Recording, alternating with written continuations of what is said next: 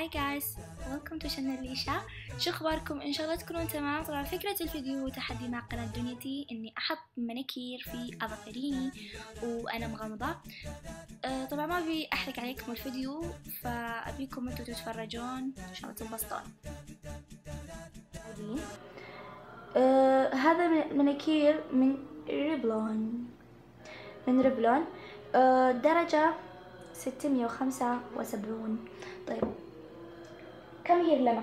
كم هي؟ تعالي ساعديني. طيب انا لازم تكون اختي لما جنبي علشان تساعدني. طبعا راح اغمض، تعالي من هنا لما. راح اغمض عيوني واحط مناكير، وشوفوا عاد الفساد اللي راح يصير هنا، الجريمة اللي راح تصير. طيب نغمض. 1 2 3. لا مو 1 2 3. هسكر عيوني. سكري. اوكي. 1 2 3. أول إصبع. الله على الجريمة، الله. أنا ساعديني بليز بيبي.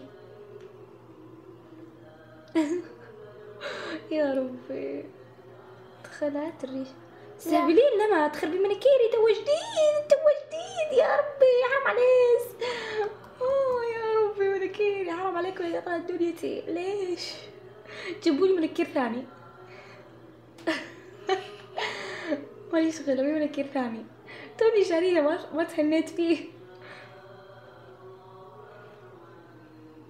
ساعديني الله يخليه سلامة. يعني ليش جايبت عشان تتأملين؟ انت شوي خلاص دخليها لي، دخلي عشان ما يخرب مناكير. يلا وين يدي؟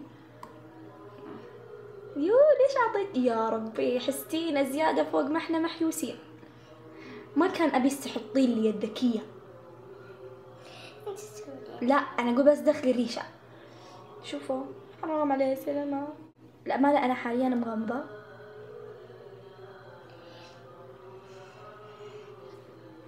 حاليا مسكي دخليها في المناكير. حاليا راح افتح وراح اشوف الجريمة البشعة اللي صارت. فتحنا. اهم شيء مناكير. خلينا نشوف من على جنب. الحمد لله سليم، الحمد لله. شوفوا سليم الحمد لله. ايوه طيب شوف الله. شكرا يا اخي لما، ثانك يو.